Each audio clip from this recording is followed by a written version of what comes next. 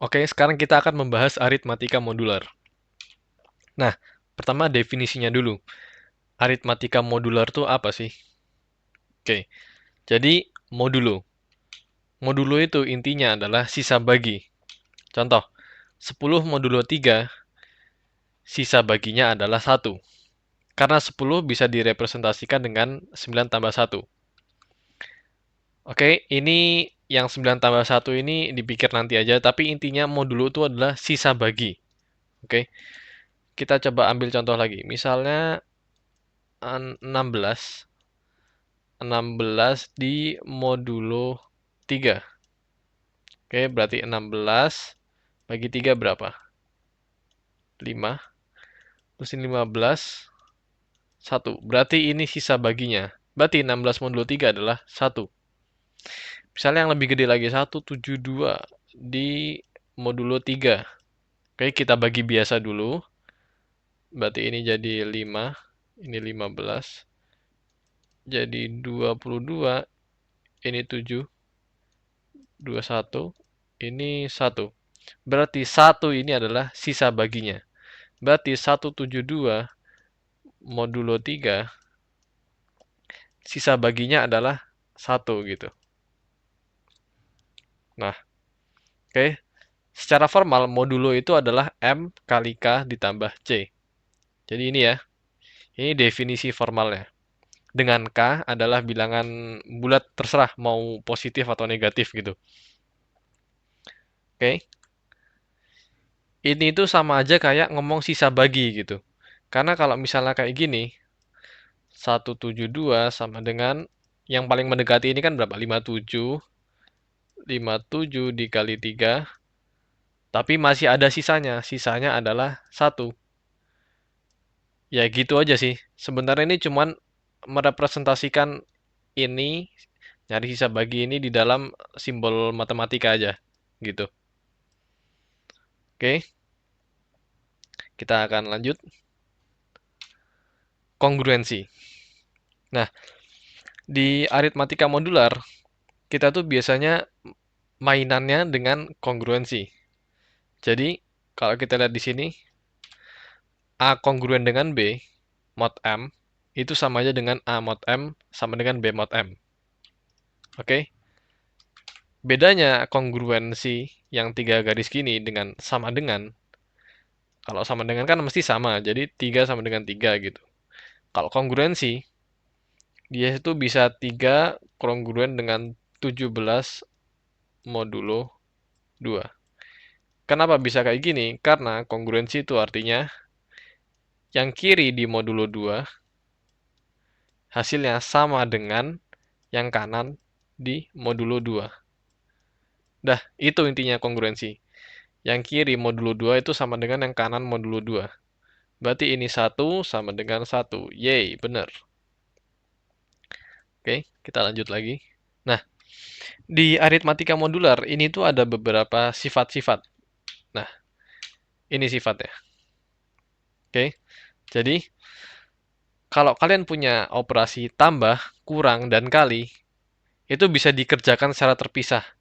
Oke, jadi semua operasi tambah, kurang, dan kali itu bisa. Yang nggak bisa itu cuman pembagian. Oke, cuman pembagian yang nggak bisa. Nah, contohnya kayak gini. Note kalau misalnya persen, tanda persen ini sama aja kayak modulo, biar lebih singkat aja nulisnya. Nah, jadi lihat ya, kalau A plus B itu bisa kita pecah jadi A mod M plus B mod M. A min B bisa kita pecah jadi A mod M min B min mod M. A kali B bisa kita pecah jadi A mod M kali B mod M. Nah, kenapa sifat-sifat ini berguna?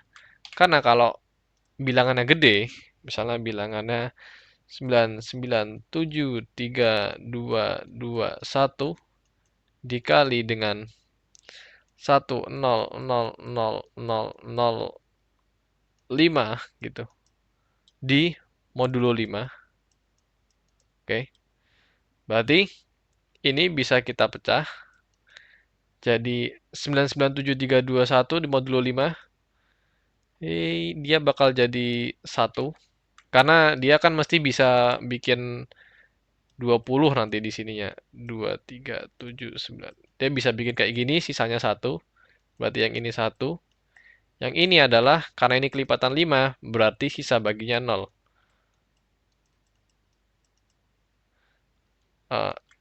Oke, jadi sorry, yang ini kongruen dengan itu. Berarti ini modulo 5 sama dengan yang ini modulo 5. Berarti ini sama dengan 0. Gitu.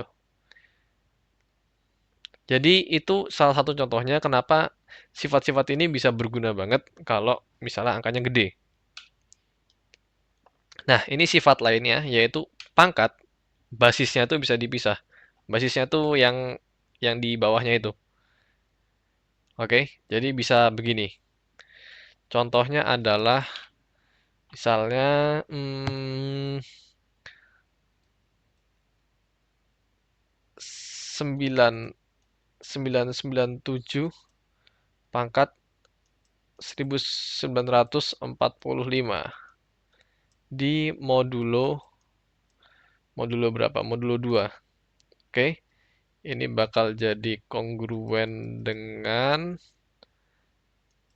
997 modulo 2 pangkat 1945. Nah, ini note lagi kenapa kita pakai kongruen di sini. Karena kita masih menyamadengankan ini dalam konteks modulo 2 gitu. Jadi ini modulo 2 sama dengan ini modulo 2. Jadi kita jarang banget pakai tanda sama dengan kalau di aritmatika modular. Gitu. Nah, ini mod 2. Oke. Jadi ini bakal jadi 1 pangkat 1945. Oke, berarti ini bakal jadi 1 kalau di mod 2. Yang hasilnya bakal sama dengan ya 1 gitu. 1 modulo 2, 1. Itu salah satu contohnya sifat yang basis ini. Nah, terus kalau pembagian gimana gitu kan? Kan tadi kita bilang kalau misalnya A per B ini nggak bisa dipisah jadi A mod M per B mod M gitu kan. Ini nggak bisa gitu. Nah, terus gimana cara kita ngehandle pembagian? Kita anggap suatu kasus deh misalnya. Misalnya kita ada 3 kali X kongruen dengan 6 kalau di modulo 5. Oke. Ini kita pakai aljabar biasa. Yang sini bagi 3, yang sini juga bagi 3. Berarti ini jadi X kongruen dengan 2. Berarti X bisa 2, bisa 7, bisa berapa nih? 12, dan seterusnya gitu. Jadi ada banyak nilainya X kan, karena dia kongruen. Ini semua di modulo 5 sama dengan 2. Oke, kalau kasusnya gini kan masih mudah. Tapi gimana kalau misalnya dia nggak genap gitu? Misalnya ini 7. Kita udah nggak bisa 7 per 3. Karena di modulo kita nggak bisa melakukan koma-komaan gitu, nggak bisa. Nah, terus gimana caranya? Oke. Berarti kita harus mencari suatu bilangan sepertiga kalau di modulo 5 gitu kan. Biar ini bisa kita kali dua-duanya. Kalau ini bisa kita kali, kita bakal tahu kalau X itu bakal sama dengan 7 kali sepertiga. Tapi masalahnya sepertiga mod 5 itu berapa gitu kan. Nah, cara mencarinya itu adalah dengan modulo inverse. Sebentar. Nah, kita coba lihat sifat dari pembagian. Sifat dari pembagian. Sifat yang paling dasar adalah kalau misalnya ada suatu bilangan dikali seper A atau dibagi dengan dirinya sendiri, dia bakal sama dengan 1. Ya jelas dong, karena ini bisa dicoret gitu kan. Nah, gimana kalau ini dalam dunia modulo gitu kan? Ini A dikali 1/A, dia bakal kongruen dengan 1, misalnya di modulo dengan suatu bilangan M. Gitu. Nah, implikasinya adalah kita anggap 1/A ini sebagai suatu bilangan. Kita anggap C gitulah. Nanti A, jangan C, jangan C.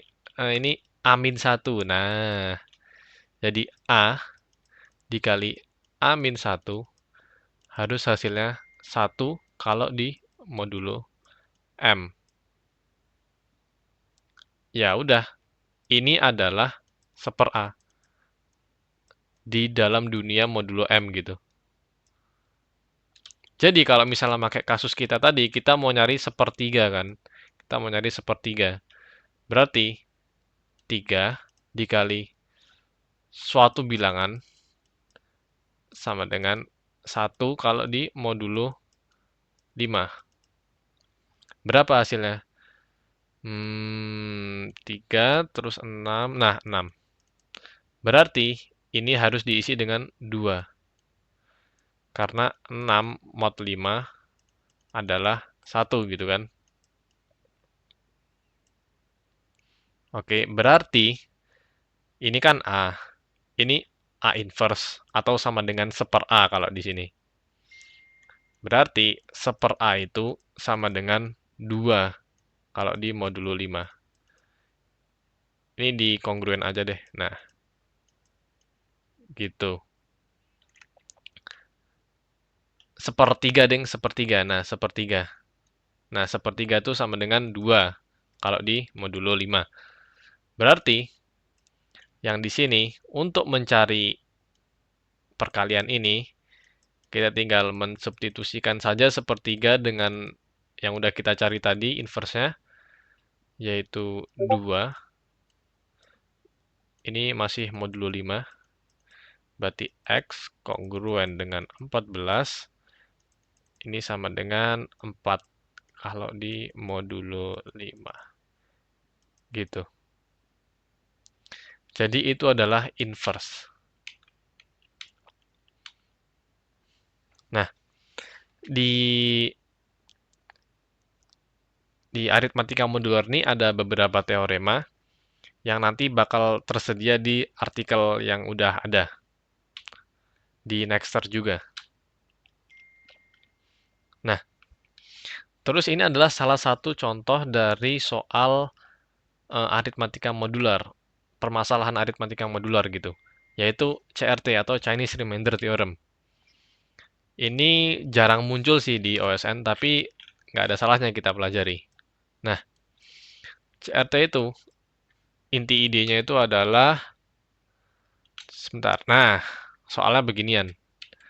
Jadi kayak kamu tahu X di modulo berapa itu sama dengan berapa, di modulo berapa sama dengan berapa, modulo berapa sama dengan berapa, terus kamu nyari X yang memenuhi ketiga persamaan ini. Oke, coba kita solve dulu. Kita tulis dulu soalnya, X kongruen dengan 2 modulo 3, terus X kongruen dengan berapa tadi? 3 modulo 5, terus X kongruen dengan 2 modulo 7. Nah, pertama kita coba yang pertama dulu. Oh iya, CRT ini kan tadi aku bilang kalau kongruen itu bisa banyak kan. Misalnya persamaan pertama ini aja dia bisa 2, terus bisa 5, terus bisa 8. Nah, di CRT kita mau nyari yang terkecil gitu, yang terkecil, yang memenuhi. Oke, jadi itu fun fact. Nah, berarti X kongruen dengan 2 modulo 3. Bilangan terkecil yang memenuhi ini adalah, yang positif ya, adalah 2. Oke, berarti yang ini X harus kongruen dengan 2 modulo 3. Berarti yang ini 2. Oke, ini 2. Terus X kongruen dengan 3 modulo 5. Berarti 2 ditambah 3 kali suatu bilangan kongruen dengan 3 modulo 5. Kenapa kayak gini?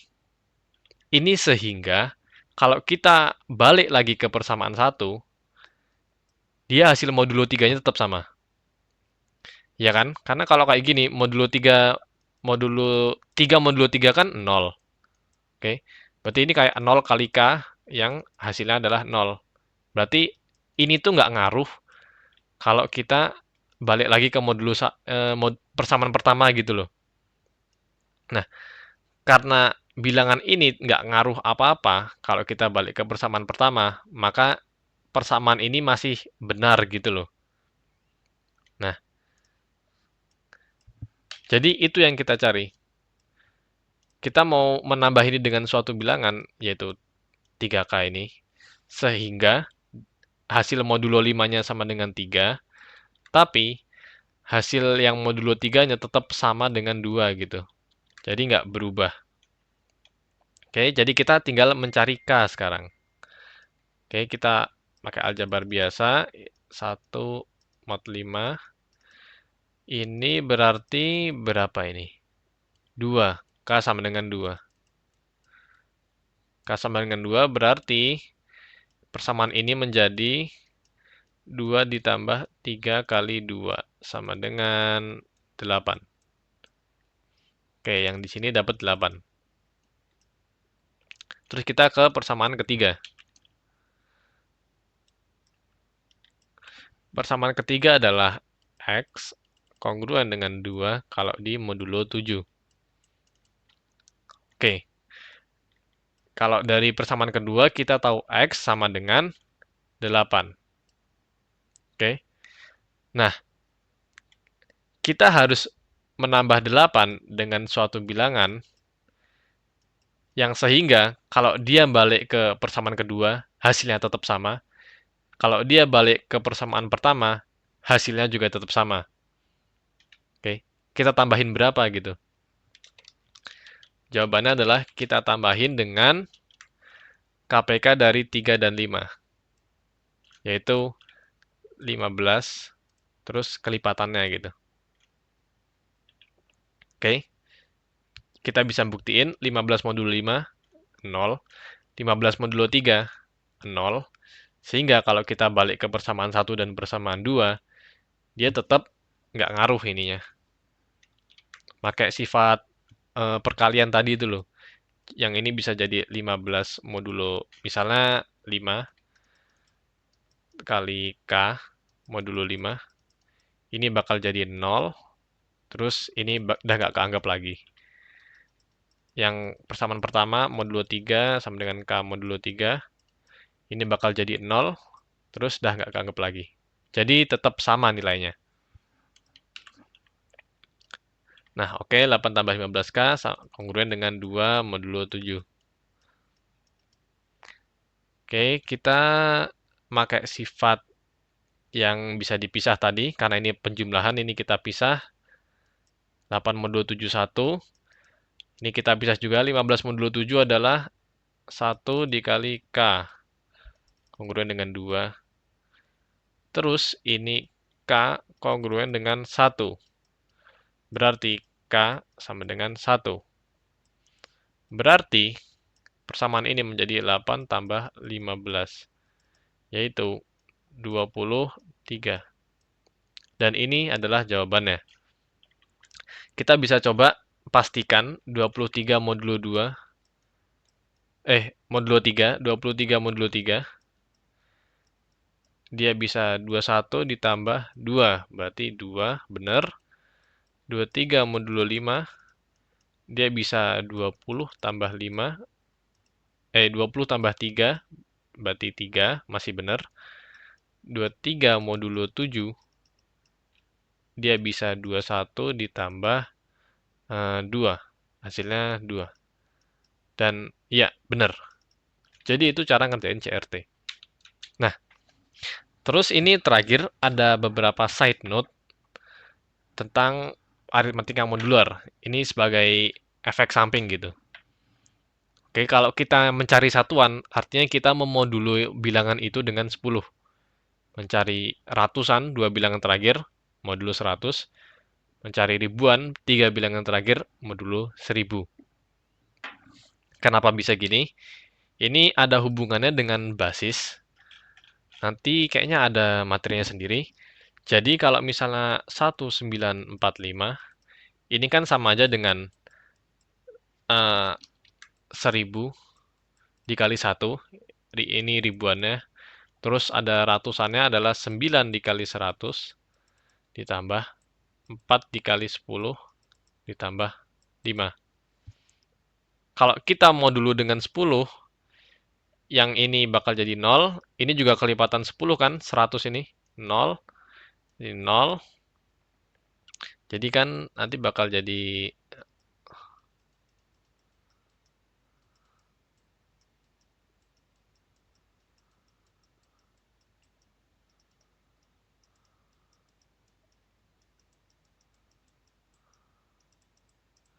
yang nanti ini bakal berubah jadi 0 tambah 9 kali 0, ini kali 1, terus ini jadi 4 kali 0 tambah 5. Karena ini 0 semua, berarti yang tersisa cuman 5. Berarti sama aja kayak kita nyari satuannya.